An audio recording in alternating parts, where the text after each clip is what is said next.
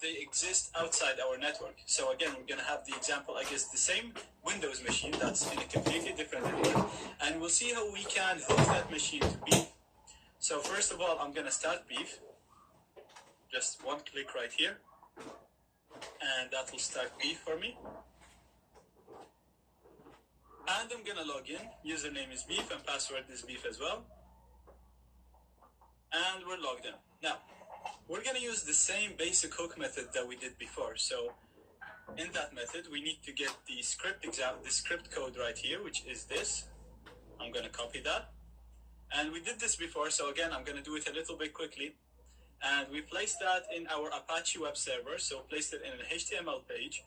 And that was in always our Apache web home directory is var www.html. And I'm going to open my index file. I'm going to open it with the text editor. And I'm going to paste this code right here that I got from beef.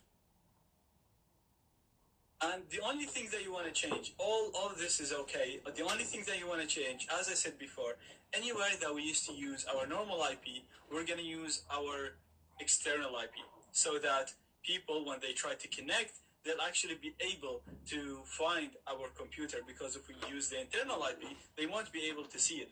So again, I'm going to use the IP that we see on Google when we type in what's my IP.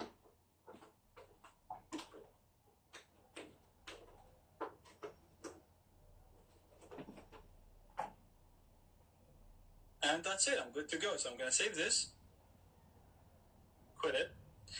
And now I need to enable port 3000, which is the port that beef works on. As you can see, we can see that it uses port 3000 here. So I need to tell the router again in the IP forwarding settings, I need to tell it to forward any request that you get on port 3000 to my Kali machine, which is at 192.168.0.11.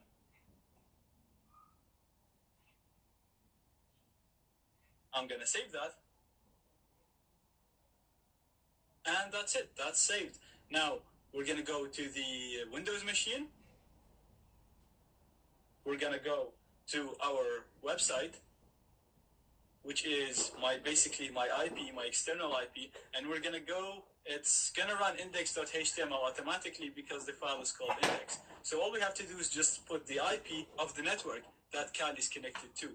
So what we need to use is this IP address right here, which is 89.100.145.189. And we should be hooked to beef as soon as we browse to that IP. So let's see what happens.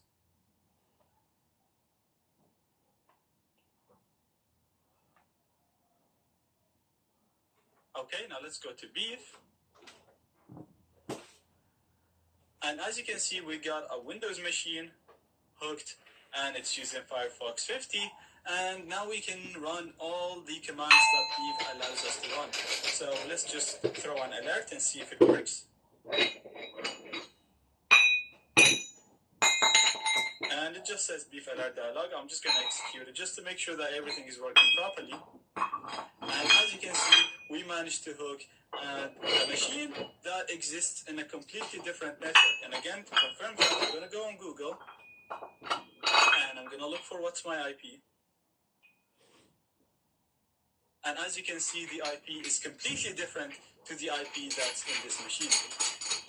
So again, all we have to do is use the external IP address whenever you're sending it outside the network. Use the IP that you see when you type in what's my IP address.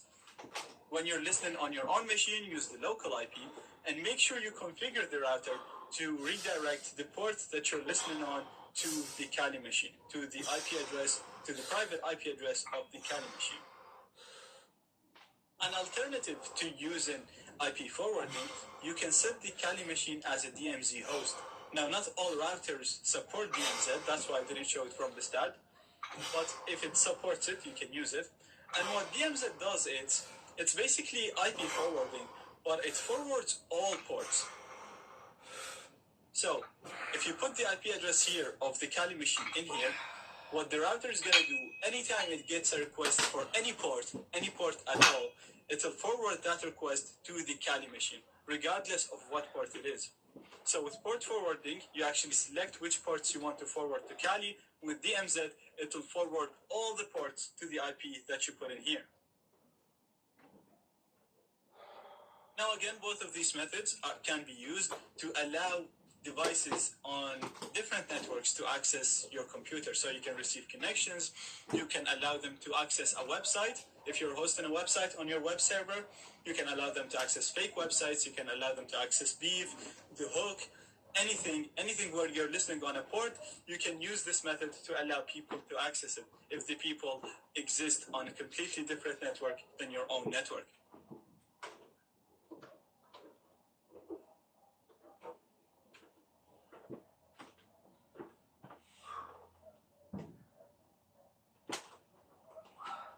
Now that we learned how we can gain access to our target, let's see what we can do with that target. So in this section, we're going to learn a number of things that we can do after we gain access to the computer. Now, regardless of the way that you gain the access to that computer, so whether you use the server-side exploit, whether you use social engineering, if you use the backdoor, if you use a problem with a certain application, we're going to assume that you gained your access to that computer, and we'll see what you can do after that access. So in the previous videos, I used to stop once I actually get something like this. So once I get an interpreter session, then I stop and I go to the next lecture. In this lecture and the next few lectures, we're actually going to start by having an interpreter session. So we're not going to talk about how we gained our access. We're going to talk about the things that we can do after we gain our access. So we're going to talk about really cool things. We're going to see how you could maintain your access on the target computer. So if the target computer or the target person uninstalls the vulnerable program, or if they restart their program, their computer, you'll still have access to that computer. We'll see how you could download, upload, read files, open the webcam, start a keylogger, so you'll be able to register any key strikes that the person does. We'll also see how we can use the target computer as a pivot to exploit all the other computers on the same network.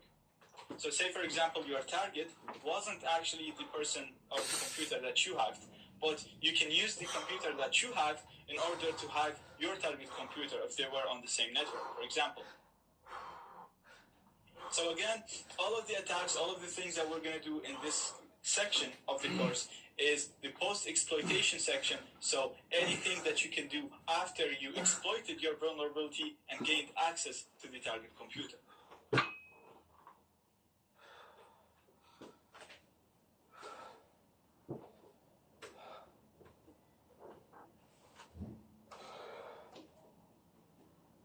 In today's lecture, we're going to learn some basics about how to interact with Metasploit's interpreter. So I already have a session here, and as you can see, it just says interpreter. In Linux and everything, in every command line, the help command is always the best command you can run. So the first thing we're going to do a help. And as you can see, you get a big list of all of the commands that you can run, and a description of what each of these commands do. So, I'm going to show you some basics right now. First thing that I want to show you is the background command. So, background will basically backgrounds the current session. So, I won't terminate the session. It's very similar to minimizing a window. So when I run background, I'll go back to Metasploit, as you can see there, and I can run other Metasploit exploits to further exploit the target machine or just to exploit other machines while maintaining my connection to the computer that I just hacked. So to see a list of all the computers or the sessions that we have, we can just run sessions and to list the current sessions. And as you can see, we have a session here, interpreter, so it's still there, we didn't lose it, and it's between our device and the target device, which is 206.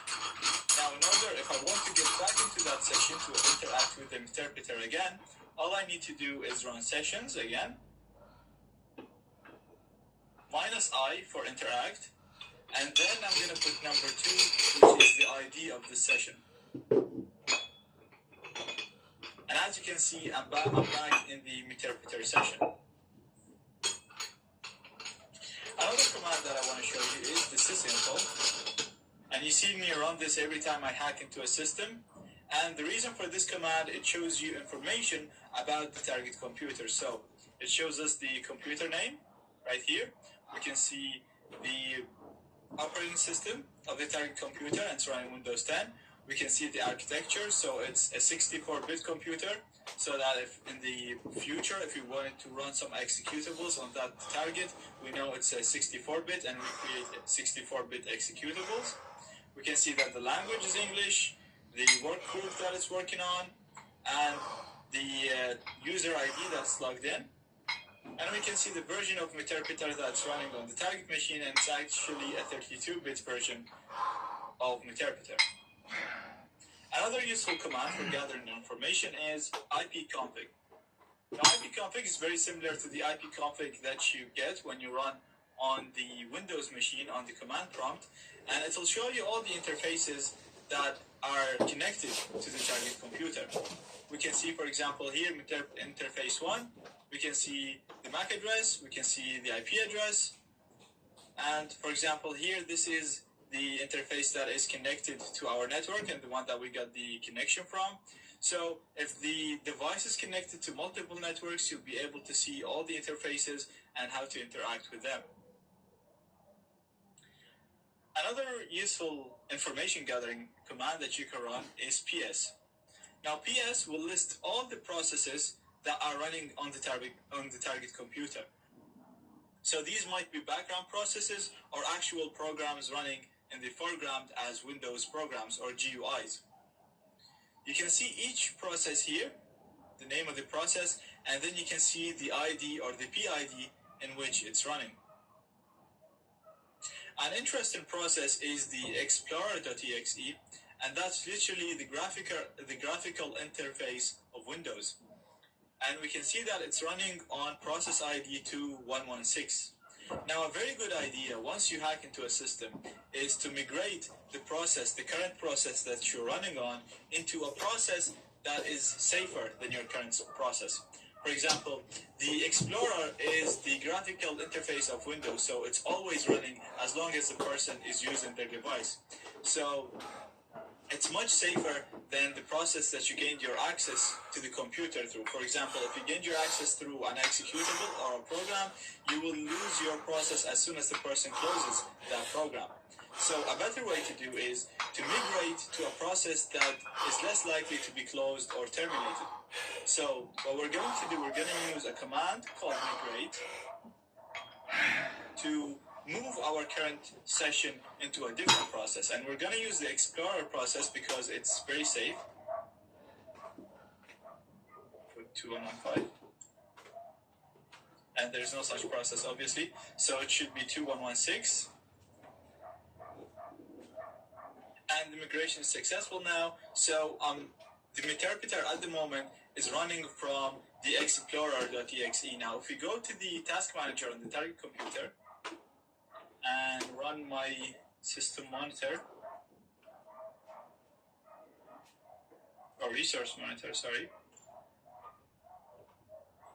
Now if we go on network and go into CP connections, you'll see that the connection here on port 8080 is coming from explorer.exe. So it's not coming from a malicious file. Our payload or backdoor is actually running through the Explorer. Now, if you see Firefox or Chrome, you can migrate to that process, and especially that you're connected to port 8080 or you can use 80, then it's going to look even less suspicious because that's 80 and 8080 are the ports used by web servers. So it's very natural or very normal to have a connection on port 80 or 8080.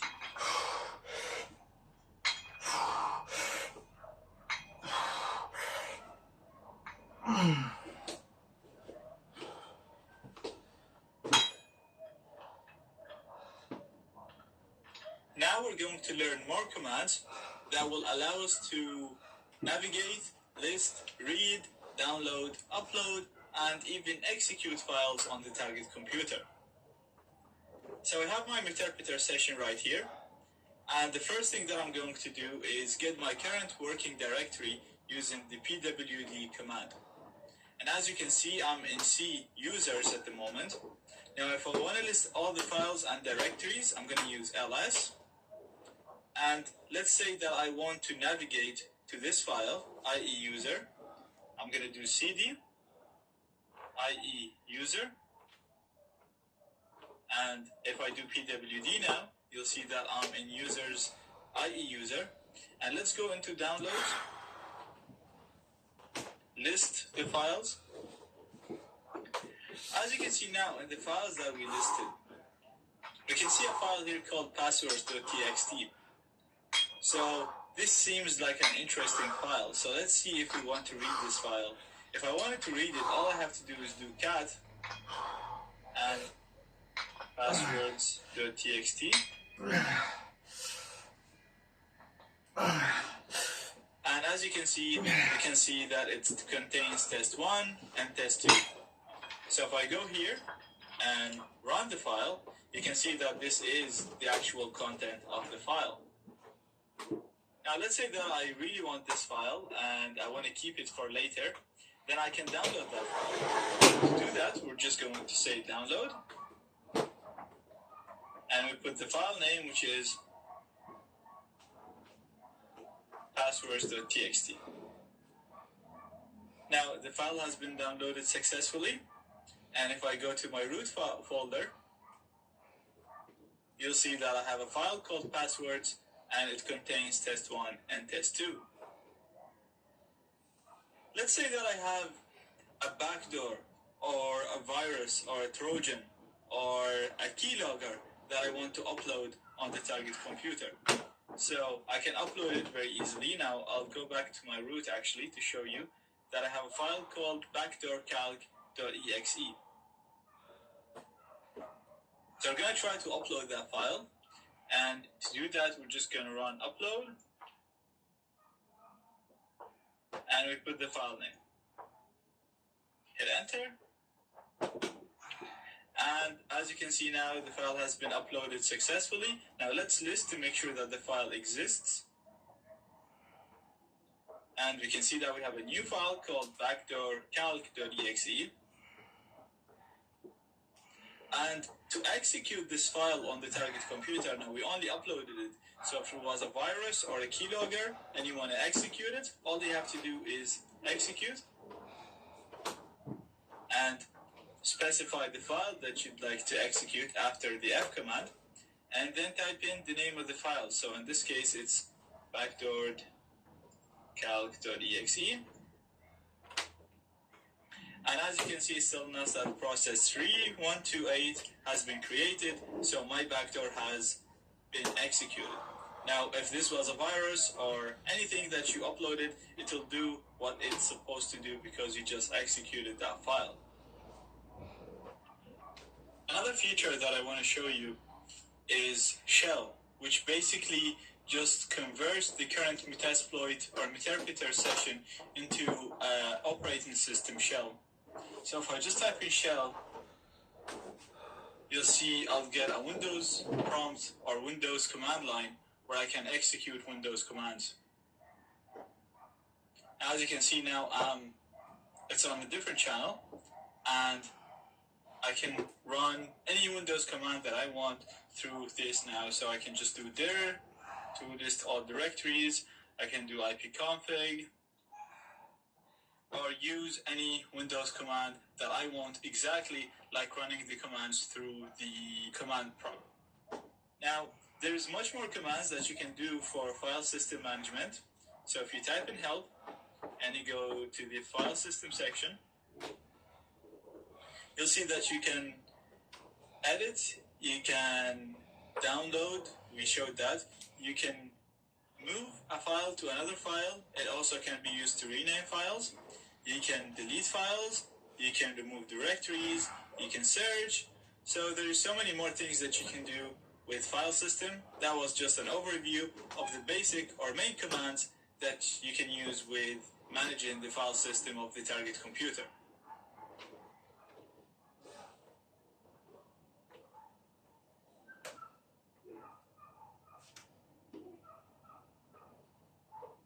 the scenarios and videos we've done so far, we would lose our connection to the target computer as soon as the target person restarts their computer, because we used a normal backdoor, and once they restart their computer, our backdoor will be terminated, the process will be terminated, and we'll lose the connection.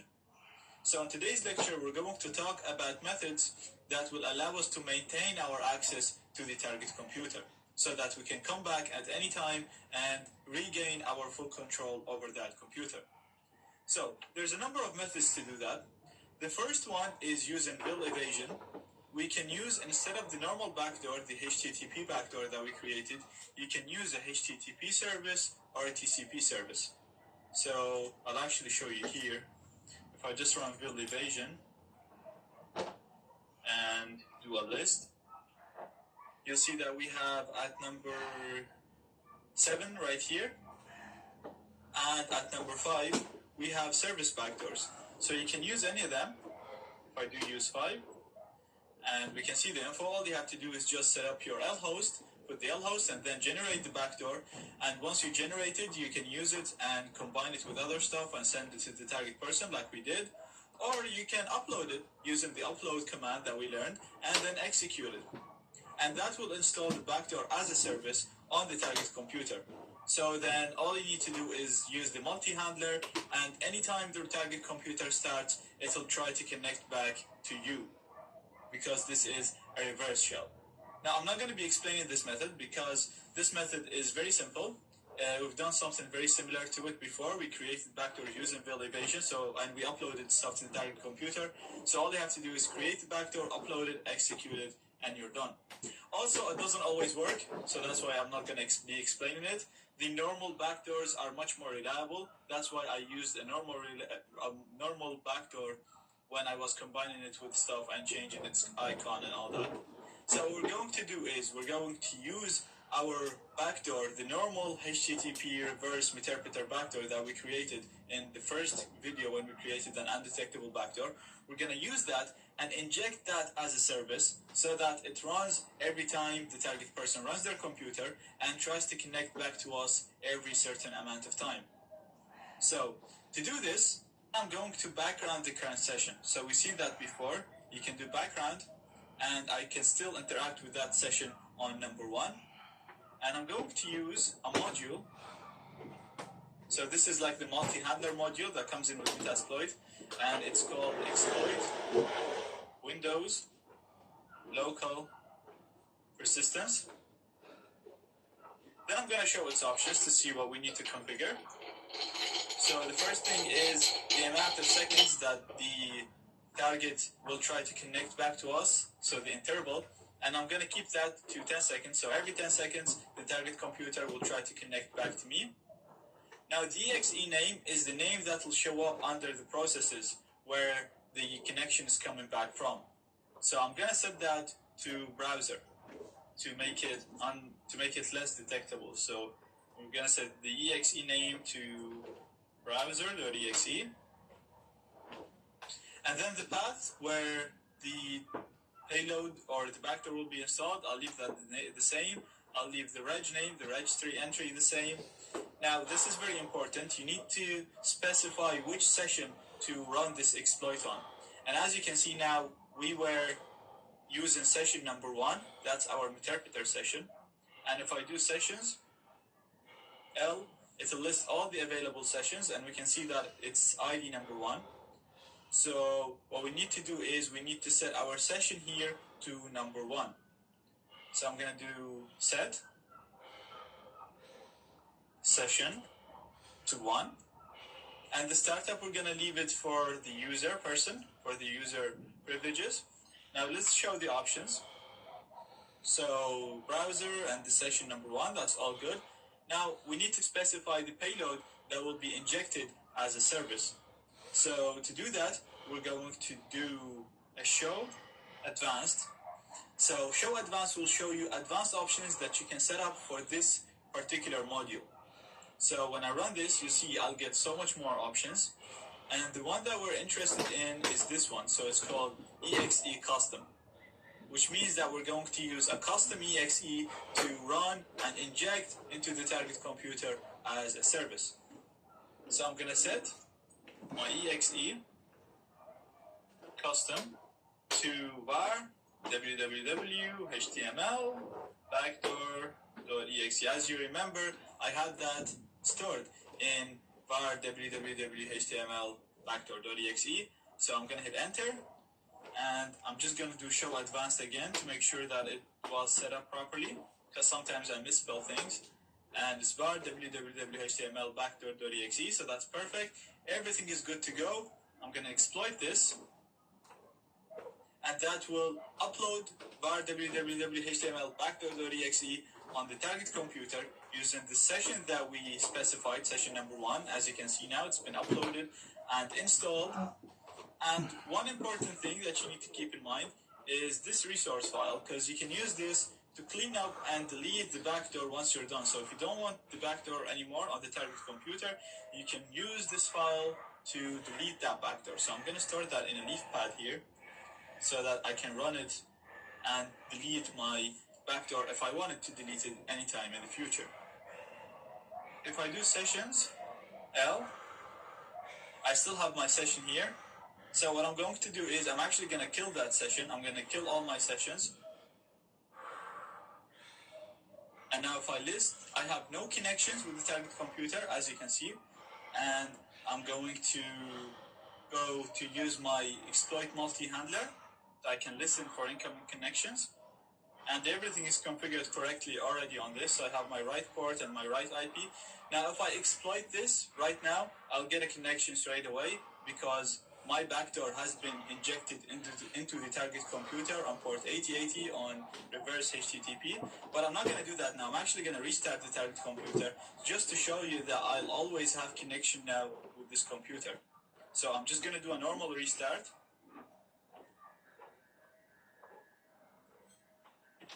So this computer will basically try to connect back to me every 10 seconds. No matter how many times they restart it, they shut it down, every time this computer is running, it'll try to connect back to me in every 10 seconds. So all I have to do is run my interpreter handler and wait for connections. Now this computer is running, as you can see. It doesn't have to be at the startup when I'm listening. And I'm just going to do exploit to listen. And it'll take a maximum of 10 seconds to get a connection back. And as you can see, I got a connection to the target computer. I can do sysinfo and run all the commands that we learned so far and have full access on that computer.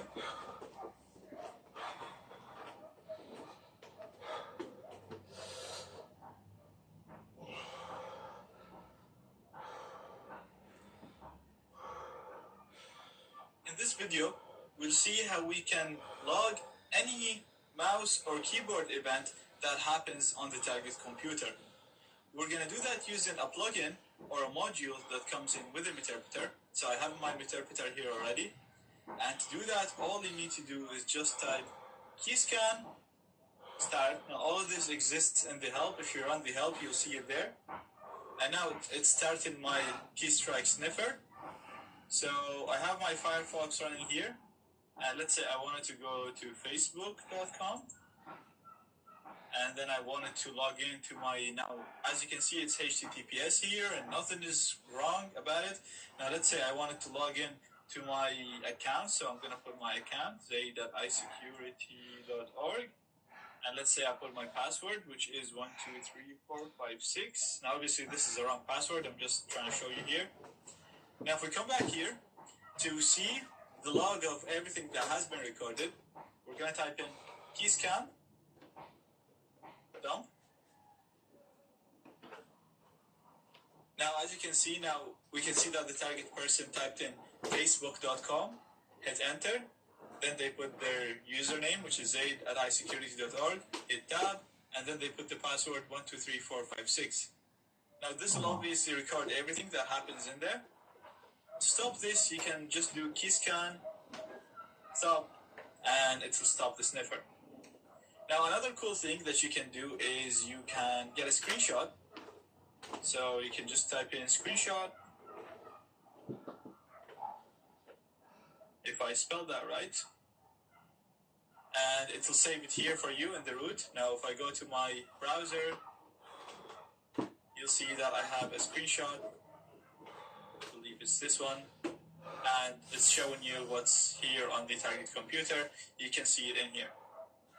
Now these are just two useful features. The key login is very useful because you can get usernames and passwords from it and see what the target person is doing. The screenshot, you can see them, kind of get an idea of what they're doing as well, but definitely the keylogger is much more useful. Now obviously you can use other keylogger programs like a portable keylogger, and all you have to do is just upload it using the upload command that we learned before and execute it.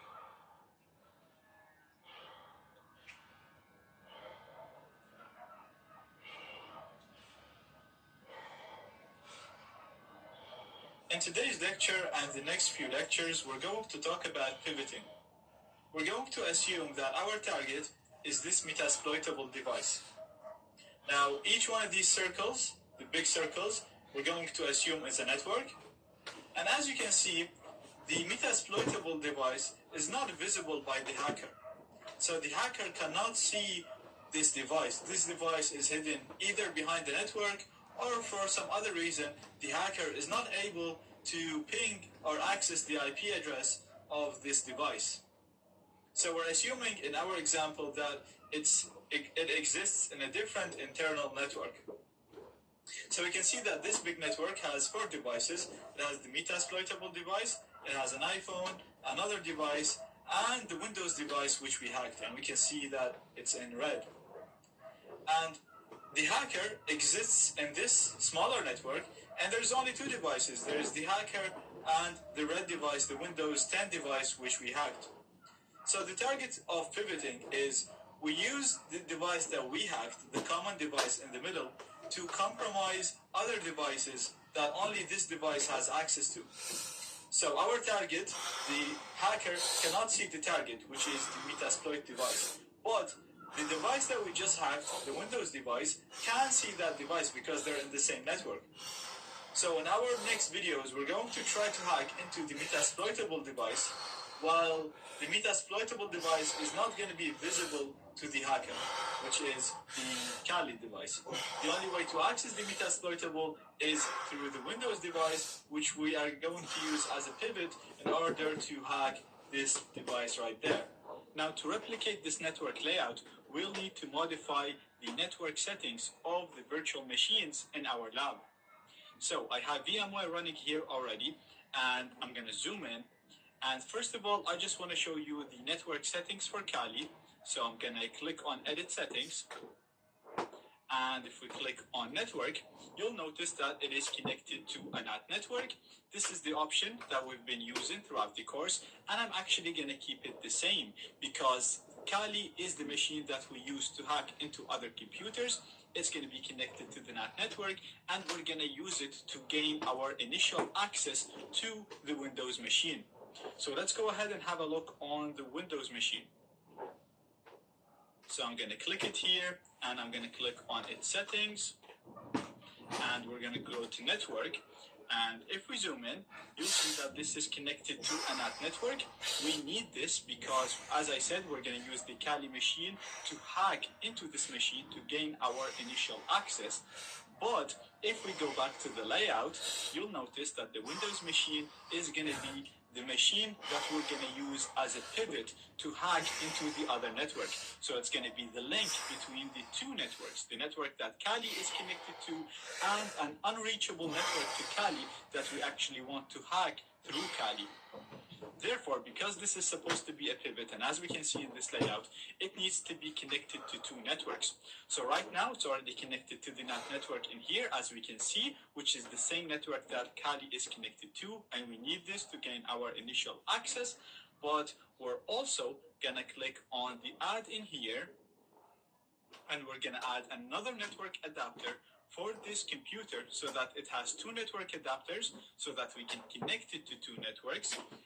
And we're going to set this network settings to bridged instead of NAT.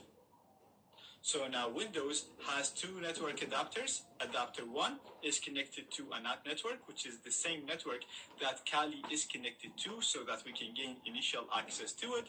And then it's also connected to another network that Kali cannot see. It's an unreachable network to Kali. And that's the goal of this scenario. It's the goal of this module, to try to reach this unreachable network. And this second network, we set it to use a bridged connection. So we're happy with this. We're going to click on OK. And we're going to go to the metasploitable computer. And we're actually going to set this computer to also be connected to the same bridged network that the Windows machine is connected to. So this way, this metasploitable machine is unreachable to Kali because it's connected to a completely different network than Kali. Therefore, Kali cannot directly communicate with it and cannot hack it even if it's vulnerable. Therefore, we're going to have to hack into the Windows machine, use the Windows machine as a pivot because it is the link between the two computers, between the two networks, to hack into this unreachable network or into this unreachable computer. So I'm going to zoom out and I'm going to click on OK, and we are done now. So let's go back to the network layout with labels now. And as you can see now, we have both Kali and Windows are connected to the NAT network, and therefore they can communicate with each other. Like I said, we're going to gain our initial access through this Windows network, and then we're going to set up pivoting rules so we can use the Windows machine to access the unreachable metasploitable machine. On the other hand, we have the metasploitable machine. Its network settings set to bridged, so it's unreachable to Kali, but it's reachable to the Windows machine because we configured the Windows machine to have two adapters, one of them connected to the same network as Kali, and the other connected to the same network as metasploitable. And therefore, if somebody wants to hack into metasploitable, they'll have to hack into Kali and use it as a pivot to access this unreachable network. And that's what we're going to do in the next lecture.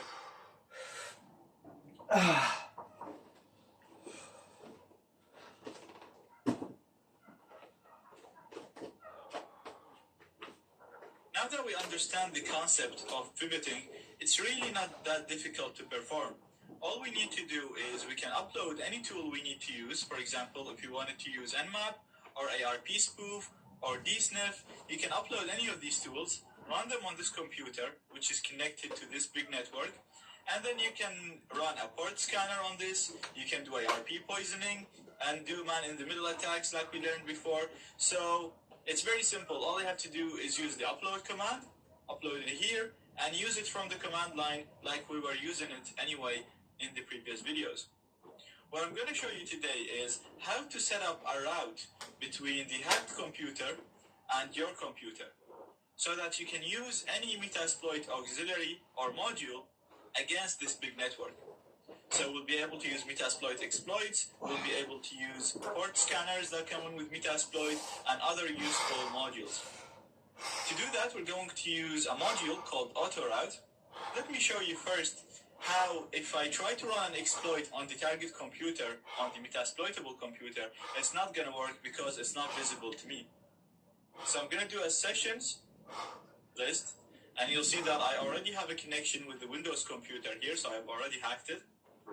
And I'm going to use exploit, multi, Tamba, and user map script. Now, we already used this exploit against the Metasploitable before, but it was on the same network, so it was visible to us. What we're doing now is trying to attack a device that is not visible to us. And then I'm going to do show options. I'm going to set my R host to 10.20.15.4 because that's the IP of the Metasploitable device. Then I'm going to do show payloads. And I'm going to use this payload right here. So I'm going to do set payload to this, show options. Everything's set up properly, so I'm going to do exploit. And you'll see that this exploit will time out because if I go back to the diagram here, this device cannot see this device. So it's trying to run an exploit on this device, even though this device has that vulnerability, but I won't be able to use it because I can't see that device. Yeah. And as you can see now, the exploit failed, connection timeouts, we just couldn't connect to the target computer. So what I'm going to do now, I'm going to interact with my interpreter on ID1, so sessions I1. So I'm in my interpreter. I'm going to run ifconfig first to see what my network look like, or the networks that the target computer is connected to. So we can see all the interfaces connected to the target computer, and I'm going to look for interfaces with IP addresses.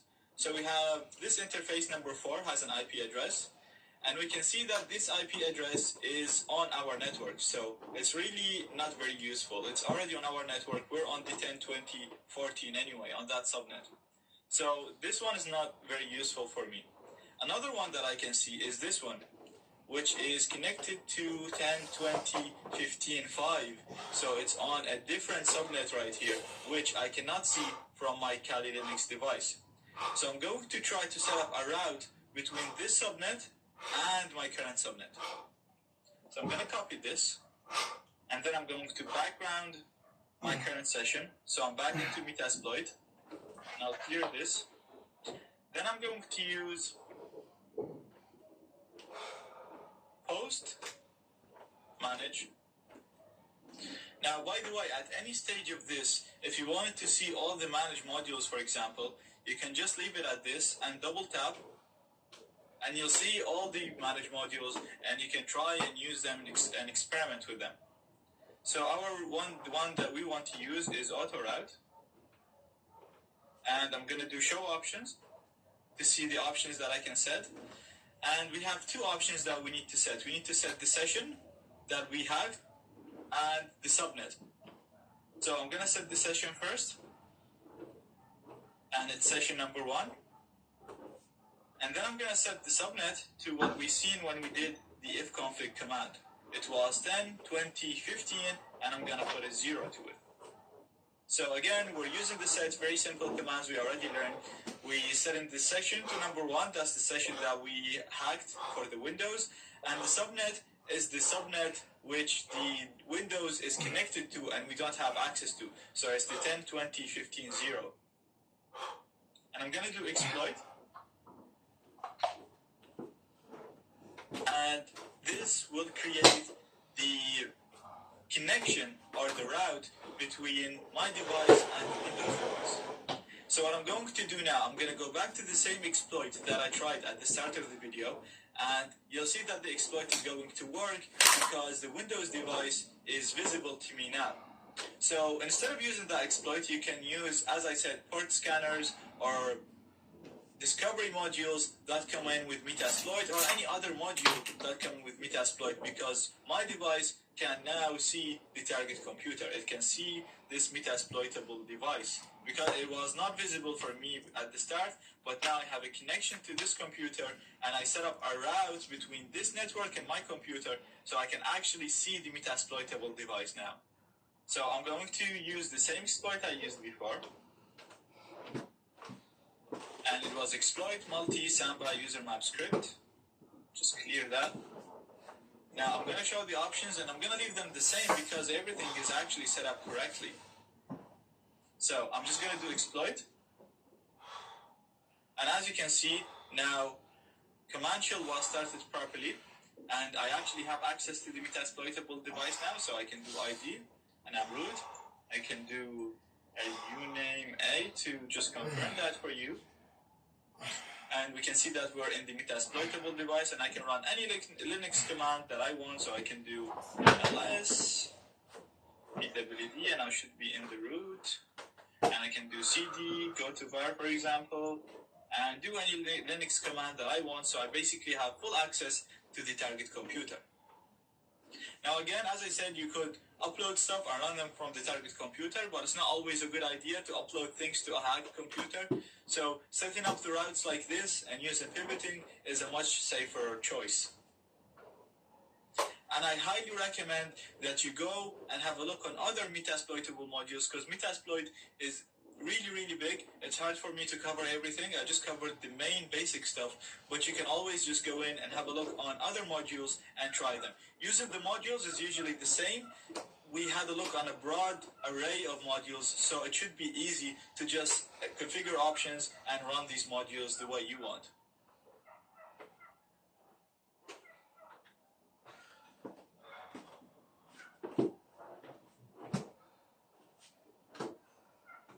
Just like all of my other courses, this course is highly practical, but it does not neglect the theory.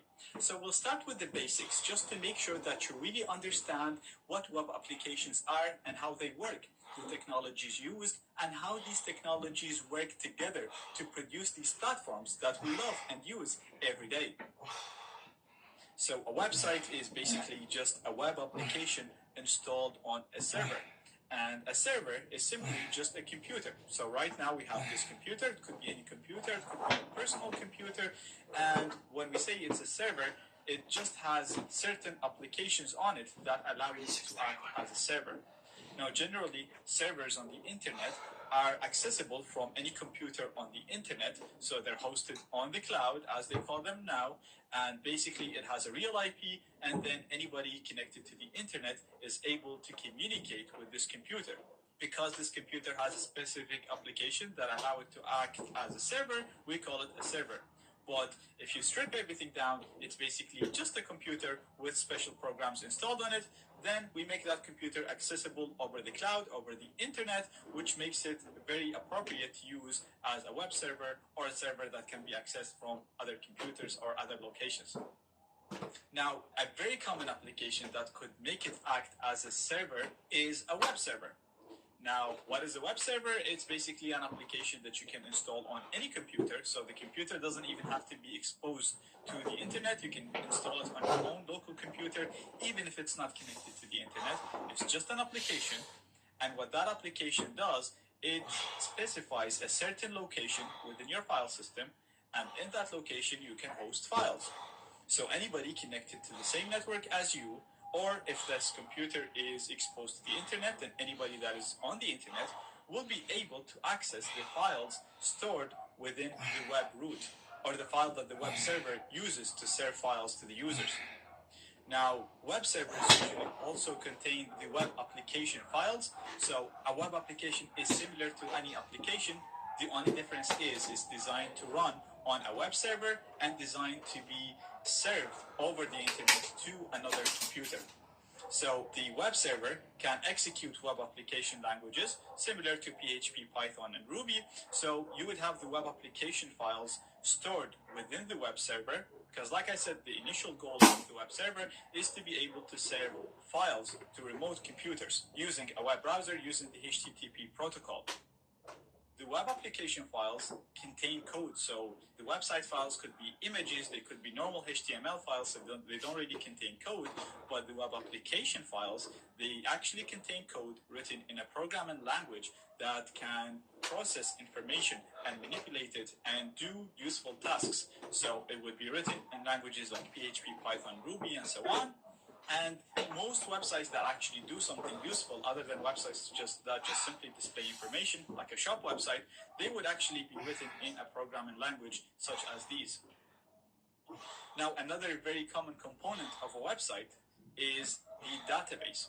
So the web server contains the files like images, styling files, HTML files. These are all just used to display the website, to render the website. And then you have the web application files, which is the ones run on the server side to process data, but the data is usually stored in a different application, which is called a database. Now, the database contains a number of tables, and we have in here a sample of a table, and we're assuming that this table contains products that are being sold on a shop website. So you can see we have the ID of the products, we have the title, so this is an iPhone, an iPad, a mouse.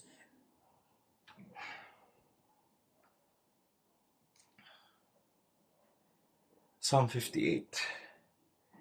Do you indeed speak righteousness, you silent ones? Do you judge uprightly, you sons of men? No, in heart you work with wickedness. You weigh out the violence of your hands in the earth. The wicked are estranged from the tomb. They go astray as soon as they are born, speaking lies. Their poison is like the poison of a serpent. They are like the deaf cobra that stops its ear. which will not heed the voice of its charmers, charming ever so skillfully. Break their teeth in their mouth, O God. Break out the fangs of the young lions, O Lord. Let them flow away as waters which run continually. When he bends his bow, let his arrows be as if cut in pieces. Let them be like a snail which melts away as it goes, like a stillborn child of a woman that may not see the sun. Before your pots can feel the burning thorns, he shall take them away as with a whirlwind, as in his living and burning wrath. The righteous shall rejoice when he sees the vengeance. He shall wash his feet in the blood of the wicked, so that men will say, surely there is a reward for the righteous. Surely he is God who judges in the earth. Amen.